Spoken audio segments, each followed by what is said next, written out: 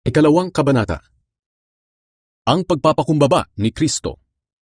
Hindi ba't masigla kayo dahil na kay Kristo kayo? Hindi ba't masaya kayo dahil alam ninyong mahal niya kayo? Hindi ba't may mabuti kayong pagsasamahan dahil sa banal na Espiritu? At hindi ba't may malasakit at pangunawa kayo sa isa't isa? Kung ganoon, nakikiusap ako na lubusin na ninyo ang kagalakan ko. Magkasundo kayo't magmahalan, at magkaisa sa isip at layunin. Huwag kayong gumawa ng anumang bagay dahil sa makasariling hangarin o sa paghahangad na maitaas ang sarili. Sa halip, magpakumbaba kayo sa isa't isa, at ituring na mas mabuti ang iba kaysa sa inyo. Huwag lang ang sarili ninyong kapakanan ang isipin nyo, kundi ang kapakanan din ng iba. Dapat maging katulad ng kay Kristo Jesus ang pananaw nyo. Kahit na nasa Kanya ang katangian ng Diyos, hindi niya itinuring ang pagiging kapantay ng Diyos bilang isang bagay na dapat panghawakan. Sa halip, ibinaba niya ng lubusan ang sarili niya sa pamamagitan ng pag-aanyong alipin. Naging tao siyang tulad natin, at sa pagiging tao niya, nagpakumbaba siya at naging masunurin sa Diyos hanggang sa kamatayan, maging sa kamatayan sa krus. Kaya naman itinaas siyang lubos ng Diyos at binigyan ng titulong higit sa lahat ng titulo, upang ang lahat ng nasa langit at lupa at nasa ilalim ng lupa ay luluhod sa pagsamba sa Kanya. At kikilalanin ng lahat na si Hesukristo ang Panginoon sa ikapupuri ng Diyos Ama.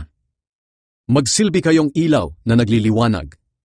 Mga minamahal, kung paano lagi ninyo akong sinusunod noong magkakasama pa tayo, lalo sana kayong maging masunurin kahit ngayong malayo na ako sa inyo. Sikapin ninyong ipamuhay ang kaligtasang tinanggap nyo, at gawin nyo ito ng may takot at paggalang sa Diyos. Sapagkat ang Diyos ang siyang nagbibigay sa inyo ng pagnanais at kakayahang masunod nyo ang kalooban niya. Gawin nyo ang lahat ng walang reklamo o pagtatalo, para maging malinis kayo at walang kapintasang mga anak ng Diyos sa gitna ng mga mapanlinlang at masasamang tao sa panahong ito. Kailangang magsilbi kayong ilaw na nagliliwanag sa kanila habang pinaninindigan nyo ang salita na nagbibigay ng buhay na walang hanggan. At kung gagawin nyo ito, may maipagmamalaki ako sa pagbabalik ni Kristo. Dahil alam kong hindi nasayang ang pagsisikap ko sa inyo. Ang paglilingkod ninyo na bunga ng inyong pananampalataya ay tulad sa isang handog. At kung kinakailangang ibuhos ko ang aking dugo sa handog na ito, maligaya pa rin ako at makikigalak sa inyo. At dapat maligaya rin kayo at makigalak sa akin. Si Timoteo at si Epaphroditus. Umaasa ako sa Panginoong Hesus na mapapapunta ko riyan si Timoteo sa lalong madaling panahon, para masiyahan naman ako kapag naibalita niya ang tungkol sa inyo. Siya lang ang kilala ko na katulad kong nagmamalasakit sa inyo ng totoo. Ang iba'y walang ibang iniisip, kundi ang sarili nilang kapakanan at hindi ang kay Hesukristo. Ngunit alam niyo kung paano pinatunayan ni Timoteo ang kanyang sarili. Para ko siyang tunay na anak sa pagtulong niya sa akin sa pangangaral ng magandang balita. Binabalak kong papuntahin siya sa inyo kapag nalaman ko na ang magiging hatol sa akin dito.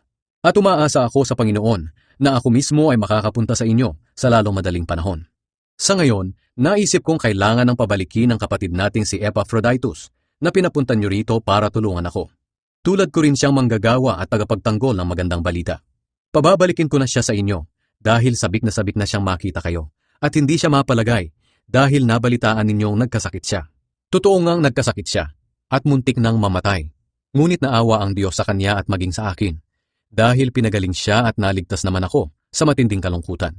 Kaya gusto ko na siyang pabalikin para matuwa kayo kapag nakita niyo na siya ulit at hindi na rin ako mag-aalala para sa inyo. Kaya tanggapin niyo siya ng buong galak bilang kapatid sa Panginoon. Igalang niyo ang mga taong tulad niya, dahil nalagay sa panganib ang buhay niya para sa gawain ni Kristo. Itinaya niya ang buhay niya para matulungan ako bilang kinatawan ninyo.